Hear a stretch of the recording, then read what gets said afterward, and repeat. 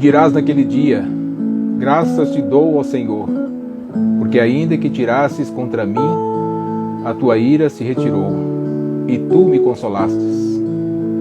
Eis que Deus é a minha salvação. Confiarei e não temerei, porque o Senhor Jeová é a minha força e o meu cântico, e se tornou a minha salvação. E vós com alegria tirareis águas das fontes de salvação. E dirás naquele dia: cantai ao Senhor, invocai o seu nome. Tornai manifestos os seus feitos entre os povos. Contai quão excelso é o seu nome. Cantai ao Senhor, porque Ele fez coisas grandiosas. Saiba-se isso em toda a terra. Exulta e canta de gozo, ó habitante de Sião, porque grande é o Santo de Israel no meio de ti. Isaías, capítulo 12. Boa noite, meus irmãos, meus amigos. Mais uma vez, estamos aqui para adorar a Deus com uma passagem bíblica. Agora Isaías, capítulo 12. E depois nós vamos cantar um hino relacionado com essa passagem. O profeta Isaías é conhecido como príncipe dos profetas, e muito bem justificado esse título que ele recebeu, porque, inspirado pelo Espírito Santo, ele compôs o seu livro e, dentro de uma harmonia, dentro de uma sequência que apenas pela inspiração do Espírito de Deus. Um profeta que profetizou a mensagem de Deus 700 anos antes de Cristo. O capítulo 12 vem depois do capítulo 11, é óbvio, né? É uma redundância, mas tem a ver, e vem antes do capítulo 13. E eu vou mostrar por quê. No capítulo 11, o profeta profetiza a respeito do reino milenar de Cristo. Um tempo que ainda virá, em que Jesus Cristo reinará com justiça sobre os homens. Será um tempo de paz, um tempo de justiça, um tempo de saúde, um tempo de harmonia entre o homem, a criação de Deus, e a demais criação de Deus, as demais criações de Deus. O profeta diz que o lobo dormirá com o cordeiro, e o menino de peito meterá sua mão na cova do basilisco, e o já desmamado brincará com uma serpente. Alguma coisa assim. Então, esse reino milenar está para acontecer, e vai acontecer já na parte final da história mundial. No capítulo 13, o profeta fala do dia do Senhor. E eu quero destacar o verso 9, que ele diz: eis que o dia do Senhor vem horrendo com furor e ira ardente, para pôr a terra em assolação e destruir os pecadores dela. Então, durante o reino milenar, os homens tementes a Deus, famílias inteiras, povos inteiros tementes a Deus, vão viver esse período. E vão honrar a Deus, vão temer a Deus. Mas o tempo vai passar, porque são 1000 anos. 1000 anos, não literalmente, mas um tempo muito grande. Lembre-se que Adão, por exemplo, no período pré-diluviano, viveu 930 anos. E assim mostra toda a idade de muitos homens naqueles dias. Enoque foi um dos que viveu menos. Noé, Matusalém, Lameque, 777 anos. Matusalém, 969. Noé, 950. Então são idades longevas. Então, nesse tempo também, os homens vão viver muito, mas eles vão morrer. E as suas gerações, os seus descendentes, que não crerem, não acompanharem, não aceitarem,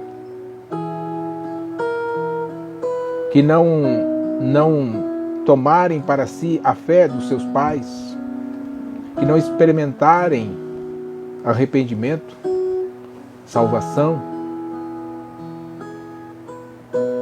continuarão rebeldes, mesmo vivendo num reino de justiça e paz.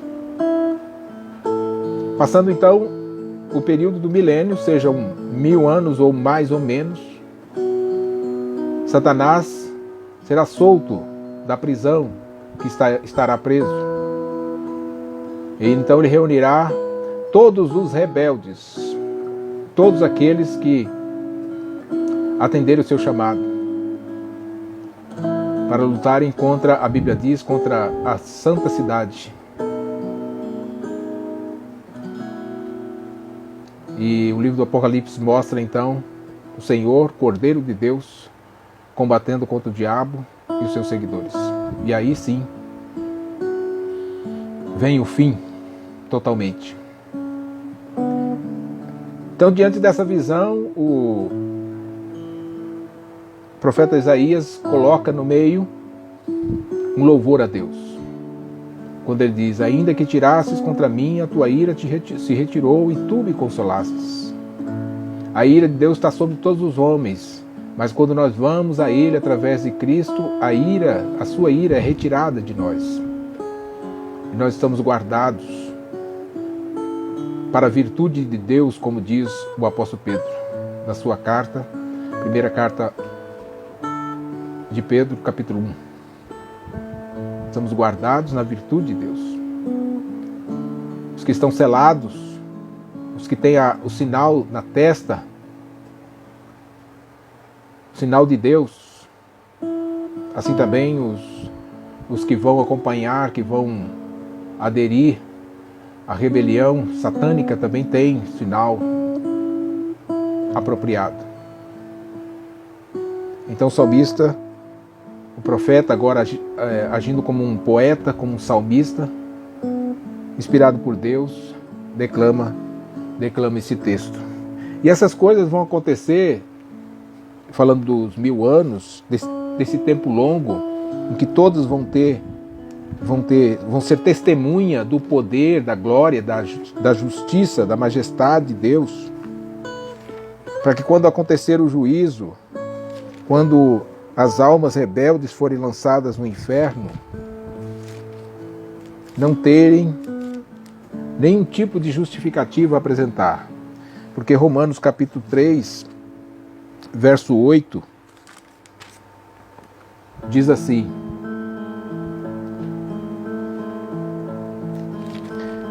verso 4, de maneira nenhuma, sempre seja Deus verdadeiro e todo homem mentiroso, como está escrito, para que sejas justificado em tuas palavras e venças quando fores julgado. O apóstolo Paulo está citando o salmista Davi no Salmo 51, o Salmo da confissão. Ele diz então: seja de maneira nenhuma, seja sempre Deus verdadeiro e todo homem mentiroso. Porque ninguém poderá se justificar diante de Deus naquele dia por não ter recebido a salvação de Deus, porque ela é oferecida todos os dias. E nesse período que nós estamos tratando, muito específico, dos 1000 anos, do milênio, a justiça de Deus estará sendo apresentada todos os dias, um governo de paz, não haverá corrupção, não haverá doenças, poderá até haver doenças, mas haverá muita saúde. Eu digo que poderá haver doenças porque, mesmo sendo um reino de justiça e paz, mas ele ainda é na terra. E a terra está contaminada, de alguma maneira, pelo pecado. Não sabemos ao certo. Mas o fato será que será um reino de justiça. Um reino de paz. Então, tudo isso estará aos olhos dos homens.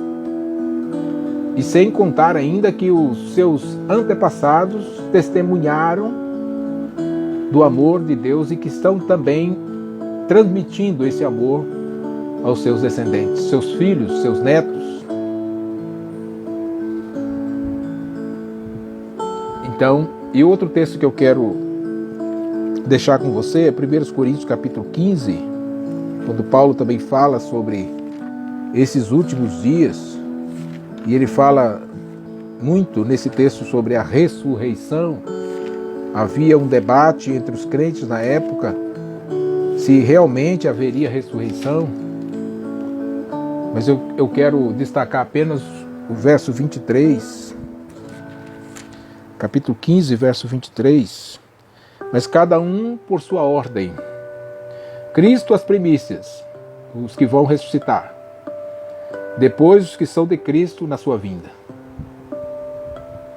Então, quando chegar esse tempo, e Cristo vai ressuscitar os seus filhos, os que dormiram em Cristo. O Apocalipse capítulo 14 diz: bem-aventurado aqueles que dormem ou que morrem no Senhor. Depois virá o fim, quando tiver entregado o reino a Deus, ao Pai, e quando houver aniquilado todo o império e toda a potestade e força, porque convém que reine até que haja posto a todos os inimigos debaixo de seus pés. Isso vai acontecer nessa guerra, quando o diabo vai se levantar contra os exércitos de Deus, e o próprio Jesus, o Cordeiro de Deus, aquele que tem uma espada aguda que sai da sua boca, aquele que tem uma espada na coxa, aquele que está vestido e que tem um nome escrito na sua veste, na sua coxa, Rei dos Reis, Senhor dos Senhores. Ele vai colocar o inimigo, todos os seus inimigos, debaixo de seus pés. Também é uma profecia do Salmo número 2. E eu quero terminar essa palavra aqui cantando o hino do nosso cantor, hino número 500, como nós temos feito, para louvar a Deus.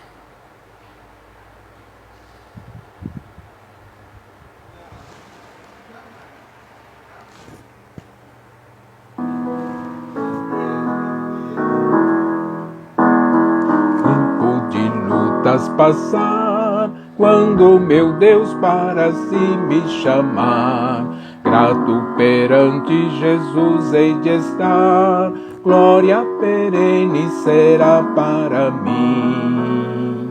Sim, há de ser glória para mim, glória para mim, glória para mim, quando puder o seu rosto mirar. Oh, há de ser grande glória para mim, sim, graça do seu grande amor, eu alcançar o infinito favor, de ir para perto do meu Salvador, glória perene será para mim. Sim, há de ser glória para mim, glória para mim, glória para mim, quando puder o seu rosto mirar. Oh, há de ser grande glória para mim.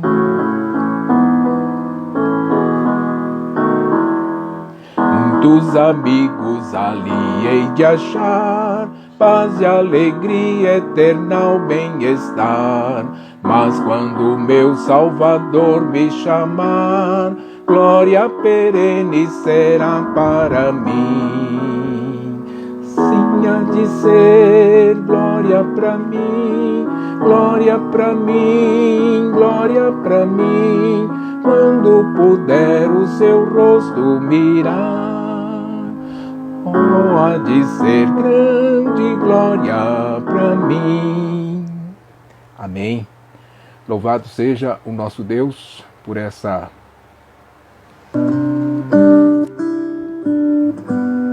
esses momentos nós estamos passando juntos aqui. Que Deus abençoe grandemente a sua vida. Muito em breve nós voltamos com mais uma devocional. Deus te abençoe.